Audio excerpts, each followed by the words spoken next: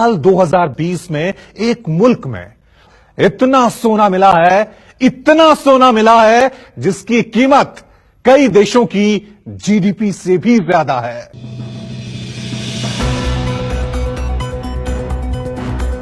ये जो वीडियो आपने शुरुआत में देखा, यकीन मानिए ये हमारी गोदी मीडिया ही है। वही गोदी मीडिया जो आए दिन तुर्की और रसब तैयब एर्दोगन को कोसने का काम करती है, और आज ये कोसने का काम नहीं कर रही है बल्कि तारीफों के पुल बांधने पर उतारू हो चुकी है, या यूं कहें कि तारीफों के पुल बांधने के लिए मजबूर हो चुकी है। आदाब, नमस्कार, अस्सलाम वालेकुम नाजरीन। पल पल न्यूज के प्राइम टाइम में आप सबका खैर मकदम है और मैं हूं आपके साथ नदीम अकरम।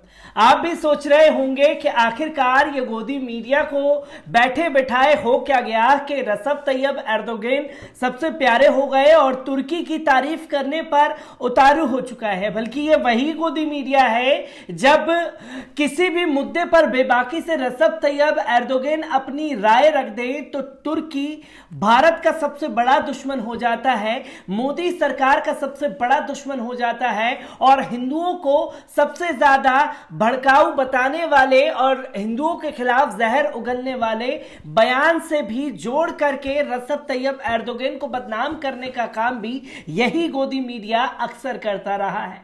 आखिरकार आप भी सोच रहे होंगे कि रसब तैयब एर्दोगन के बारे में इतनी बात क्यों की जा रही है। रसब तैयब एर्दोगन और तुर्की आजकल चर्चा का विषय बन चुका है, और तुर्की इसलिए चर्चा का विषय बना है क्योंकि 99 टन सोना यानी कि 50 अरब करोड़ या 50 अरब रुपए अगर देखे जाए तो वो उनके हाथ लगे हैं। सोने की एक खदान जो है तुर्की के हाथ लगी है, जिसके ऊपर पूरी दुनिया की नजर आकर के टिक गई है, और हर कोई तुर्की के ऊपर बात करने के लिए भी मजबूर हो चुका है।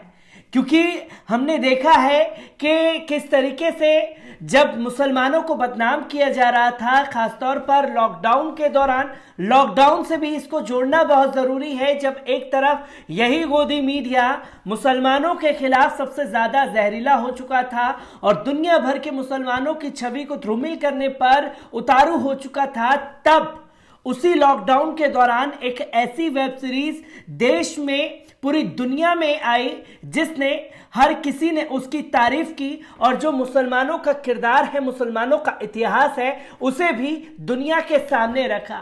और जो मौजूदा हुकूमत बदनाम करने की, मुस्लिम इतिहास को पलटने की कोशिश करती है, उन लोगों के मुंह पर भी करारा तमाचा थी एर्दोगन गाजी की वो कहानी जो दुनिया के सामने आई। अब जो 99 टन का सोना तुर्की के हाथ लगा है, वो भी एर्दोगन गाजी की मजार के पास, जहां एर्दोगन गाजी को दफन किया गया है, उधर ही 99 टन का सोना उनके हाथ लगा है।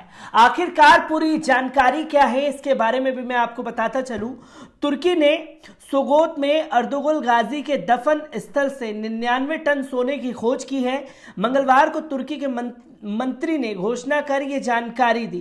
तुर्की की समाचार एजेंसी अनादुल के अनुसार सोने का भंडार 3.5 मिलियन टन होने का अनुमान है और इसकी कीमत लगभग $6 बिलियन है। ब्रिटास कंपनी ने मंगलवार को खोज की घोषणा की।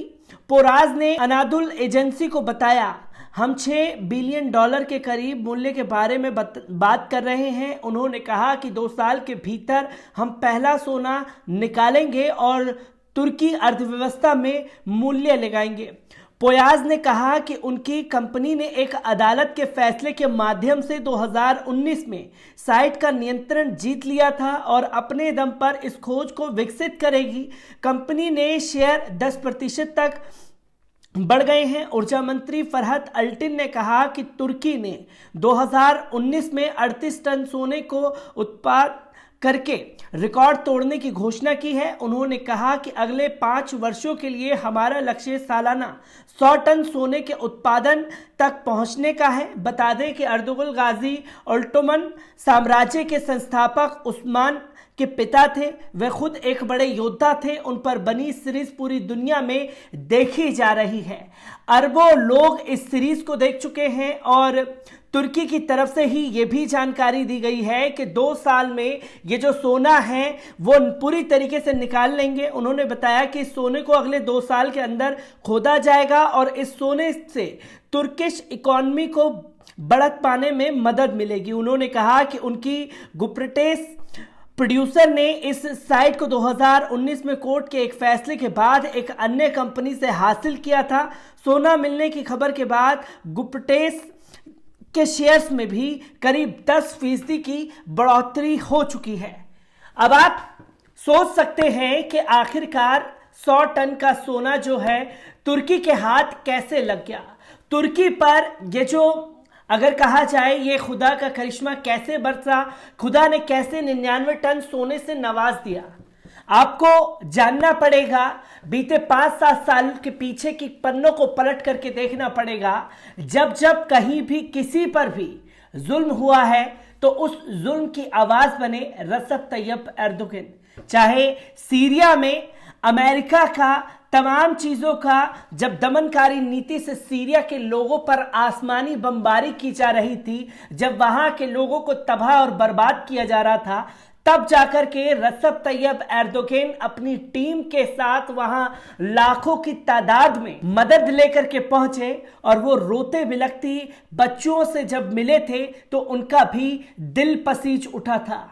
और यही अगर बात की जाए चाहे फिलिस्तीन की, फिलिस्तीनियों के ऊपर इजराइल और अमेरिका किस तरीके से जुल्म ढा रहा है, उसके ऊपर भी जब फिलिस्तीन के लोगों से मिले और इजराइल की सेना को पीछे खदेड़ने का काम भी तुर्की के सेना के मदद से किया गया, तब भी दुनिया हैरान थी और हताश और परेशान थी कि आखिरकार फिलिस्तीन और इजराइल के इस झगड़े में तुर्की क्यों कूद रहा है। और ये तब भी देखा गया जब रोहिंग्या मुसलमानों के ऊपर आंग सान सूकी ने जुल्म ढाया और उनको बुरी तरीके से अपने देश से निकाला, और जब लाखों की तादाद में रोहिंग्या मुसलमान दर दर भटकने लगे, जब उनके लिए पाकिस्तान ने भी अपने बॉर्डर बंद कर दिए, भारत ने भी अपने बॉर्डर बंद कर दिए, तब बांग्लादेश ने बॉर्डर को खोला और जब बॉर्डर को खोला तो लाखों की तादाद में रोहिंग्या मुसलमान वहां पहुंचे, और जैसे ही बांग्लादेश रोहिंग्या मुसलमान पहुंचे तो लाखों की टन से मदद लेकर के रोहिंग्या मुसलमानों के लिए सबसे पहले पहुंचने वाले थे रजब तैयब एर्दोगन। और उनकी पत्नी की जो तस्वीर सामने आई, जो वीडियो सामने आया रोहिंग्या मुसलमानों से रोते बिलखते हुए उनके दर्द को जाना, तो दुनिया का दिल पसीज उठा था और दुनिया भर के लोगों को या जो इस्लामिक देश हैं उन्हें भी ललकारने का काम किया था कि आखिरकार रोहिंग्या मुसलमानों के लिए खामोश क्यों हैं ये तमाम मुल्क और कब तक ऐसे खामोशी इख्तियार कर बैठेंगे। तब एक वाहिद शख्स रजब तैयब एर्दोगन था जो लगातार जुल्म के खिलाफ आवाज उठाता रहा। चाहे दुनिया भर के किसी भी मुसलमानों के लिए ऊपर जुल्म ढाया जाए, तब सबसे पहले आगे आकर के मदद करने का ऐलान भी रजब तैयब एर्दोगन की तरफ से किया जाता है। और जब रजब तैयब एर्दोगन दिल खोल करके लोगों की मदद करते हैं और लाखों मुस्लिमों के एक रहनुमा, एक मसीहा के तौर पर दुनिया भर के मुसलमानों के बन गए हैं, तो खुदा का करिश्मा भी उनके ऊपर बरसा है। या यूं कहे कि जितना दिल खोल के तुर्की ने लोगों की मदद की है वही उन्हें सिला मिला है और खुदा ने उन्हें उन चीज से नवाजा है जो लोगों को नागवार गुजर रहा है। जो कल तक गोदी मीडिया कहे या भारत सरकार के नुमाइंदे कहें, जो कल तक रजब तैयब एर्दोगन को बुरा भला कह रहा था, रजब तैयब एर्दोगन और तुर्की को भारत का सबसे बड़ा दुश्मन बता रहा था, या देश का कोई भी अभिनेता जाकर के तुर्की में चला जाए अपनी शूटिंग के लिए, तब भी वो तस्वीर देखी थी आमिर खान की